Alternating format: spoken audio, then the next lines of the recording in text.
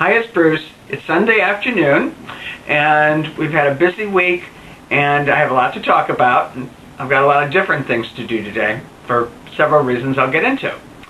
I'll start off with Monday. Monday we had a party that we went to.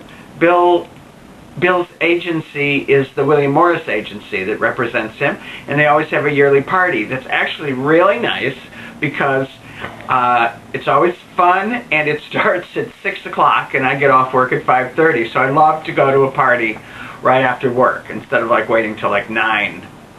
So we had a lot of fun at this party, but the only reason I really want to bring it up is to apologize in case I was just too much of a giddy teenage girl when I met Max Crumm, who won. Makes me laugh.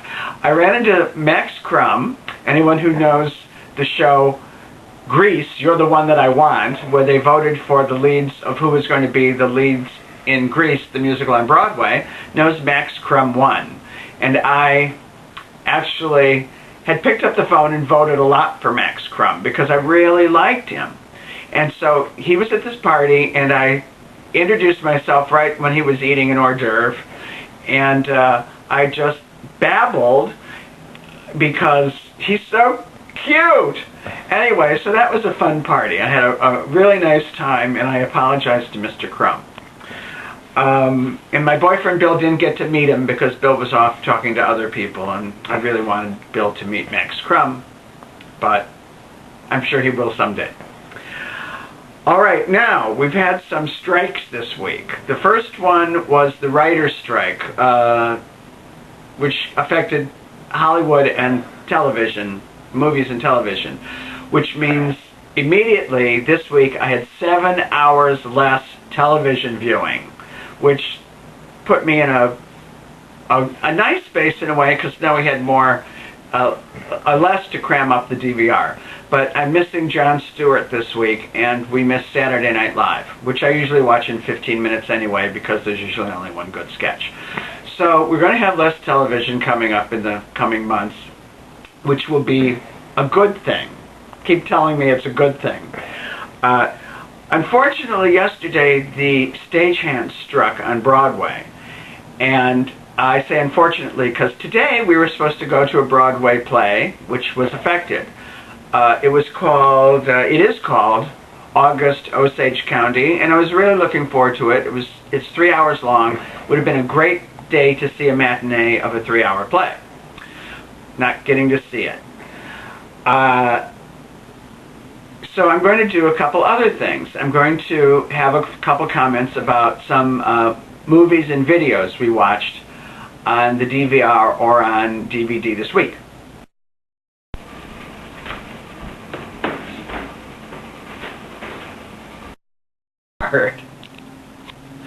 The first movie I'm going to talk about is a movie we watched on cable called Apocalypto. It's directed by Mel Gibson, and the reason I want to mention it is because I vow never to see anything with Mel Gibson or directed by Mel Gibson, because basically I've come to really dislike his politics and Mel Gibson. Just don't care for him. But we decided to watch Apocalypto because it was on one of the premium cable stations, like HBO or Showtime, or one of those. And he directed it, and it sounded like an interesting film. And Bill and I both really liked it. I have to give Mel props. It was violent in the Mel Gibson way, but actually a very fine film. So I gave in and I watched a Mel Gibson directed movie. We watched The Passion of Christ last year too, off cable, and didn't care for that at all.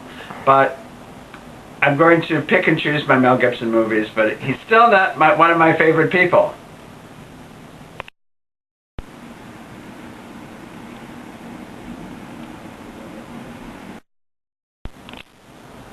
The next movie we watched is on DVD, and I also highly recommend it. It's called Show Business. It follows the musicals that were nominated for Best Musical about 4 years ago, I believe. It was Wicked, Avenue Q, Caroline or Change, and I think actually The Boy from Oz was nominated, but they don't follow The Boy from Oz. They follow Taboo, which was the Boy George musical, and it was very interesting, very good if you're interested in theater and musicals at all, because there's so little out on DVD or on television.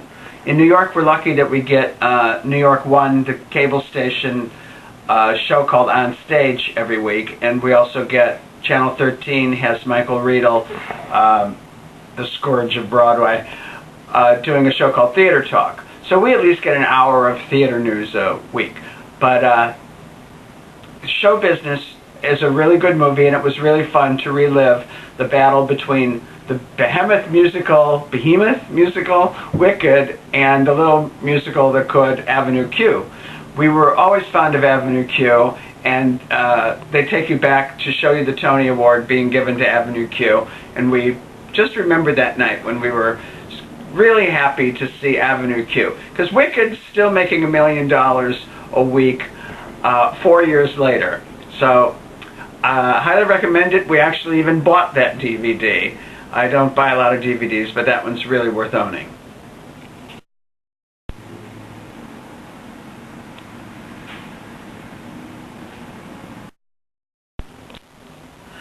Okay, my last thing for today, because we just took a little break and watched, caught up on a little television. My last thing for today is to talk about what we did Friday. After work, we went to an off-Broadway show called Gone Missing. Gone Missing is I call it sort of a performance-type review, and it's by a group called The Civilians. I guess they're an off-Broadway or off-Broadway troupe, and they put together things. They do interviews and write their own music, and they put together shows. I had never heard of them, but David Cody, who is a theater critic who appears on New York 1, happens to recommend them. So we went to see Gone Missing. The premise of this is based on things that are missing. People, items, rings, mines, and they build this whole show about that premise. It's interviews that are related by the cast, acting them out, and then singing songs in between them. Yeah, I have mixed feelings about this. I enjoyed it, but I understood the premise, as I said to Bill, but I didn't understand the point. I didn't find it had a great gravitas to it, and it wasn't that entertaining that it was a musical review that just entertained. However, I do highly recommend one thing in it, and that is a performer named Robbie Collier Sublett. It's S-U-B-L-E-T-T. I don't know if I'm getting that right. Sublett. He sings a song called Lost Horizon, which riveted me. I loved him. I loved the song. I loved that moment. And for him alone, I found the evening worthwhile. Unfortunately, he's one of the least used people in the rest of the piece, and I was really waiting for him after that, to do more and more, because I couldn't take my eyes off of him. Now, the entire cast is good, but that was the one moment that really, to me, made the evening worthwhile. So that's it for today. We just finished watching my new favorite reality show, America's Most Smartest Model, and we're down to, I think, 7 contestants. As I said, I highly recommend this idiotic show. It has everything you need: models, quizzes, and people with their shirts off. Okay, well, you have a nice weekend, and let's pray that that strike is over this week, because we have tickets for Tom Stoppard's Rock and Roll next weekend, and I have a feeling we're going to have to replace those tickets too.